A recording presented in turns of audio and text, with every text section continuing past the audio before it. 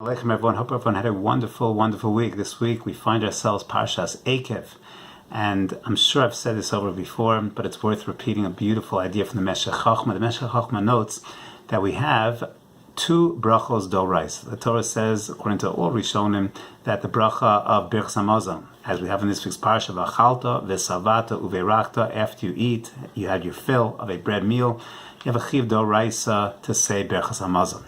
And then we have another source, another bracha d'oraisa according to many Rishonim, and that is Birchas HaTorah.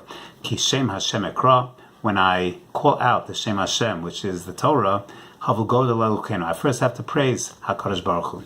And we have these two brachos d'oraisa, but the Meshech Chochma notes and points out that they are different in that when it comes to Birchas Hamazon, we make the bracha after we partake of the food, after we eat. When it comes to Birchas HaTorah, the bracha is before we engage in Liban HaTorah, and he wants to know why. If these are the two paradigms, the two models of brachos, why is that Birchas HaTorah is first and Birchas Hamazon is after? You will tell me that perhaps Birchas Hamazon is a paradigmatic Birchas HaShevach, a bracha of praise, and therefore we first experience the food and then we have to give praise afterwards. But even when it comes to Birchas HaTorah, so Asher Boch Rabbanim Mikol Amim is also a bracha of praise, so that's perhaps not going to be sufficient. What exactly is the idea? So he says the following, unbelievable, very, very important yesod. He says, when it comes to matters of the flesh, physicality, when it comes to Birchas Hamazon, we are thanking Hashem for food, for matters of the flesh, for gashmius. And the nature of man, the nature of a human condition is we're starving. We haven't eaten all day, and now we're sitting to this big seuda, this beautiful meal. And the anticipation is great. And we're excited for this food. We know it's going to be delicious. The presentation is beautiful. We know it's going to be awesome. So then, there's no need to make a bracha then. We're excited, we're anticipating, we have an inherent feeling of gratitude. But what happens when we finish the meal? We're full. And sometimes we're overstuffed, we're gluttonous, sometimes we eat too much, and we don't feel a sense of gratitude afterwards. In anticipation, the anticipation is great. That creates this feeling of, wow, this is going to be awesome. Afterwards, we don't feel that way. That's where the Torah has to say, stop. Don't just move on to your next thing.